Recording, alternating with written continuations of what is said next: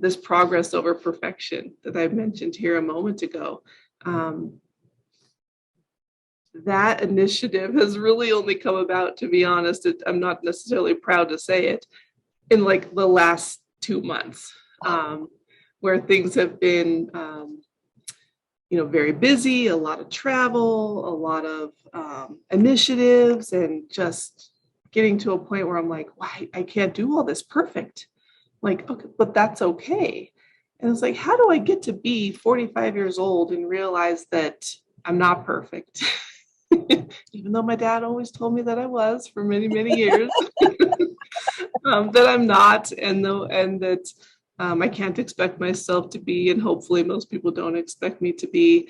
And so that's really made a difference for me, just in calming down and taking it day by day. And it's been a very short amount of time, I have to say, that I've realized that progress over perfection is really the answer to being able to sustain in this role. Yeah. Especially for an engineer to say that. Like, your engineer brain is probably thinking, yeah, no, that's not true. But your executive and your leadership brain is saying, yes, it absolutely is true.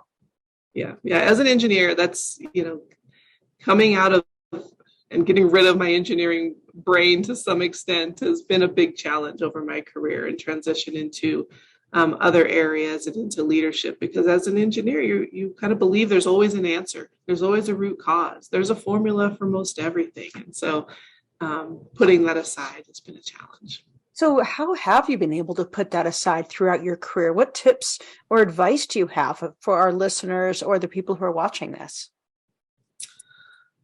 What tips or advice do I have? I think it's just come about through time and experience, in large part, being exposed to other areas. If I were still working as an engineer, there are many engineering roles where there is an answer, right? And it was choosing, I think, to want to progress and want to do other things and see the broader perspective that really motivated me to make that acceptance, to accept that there's not an answer. And when I moved out of my engineering roles and into a commercial role, it was pretty quickly enforced by the fact that I had to learn how the market worked.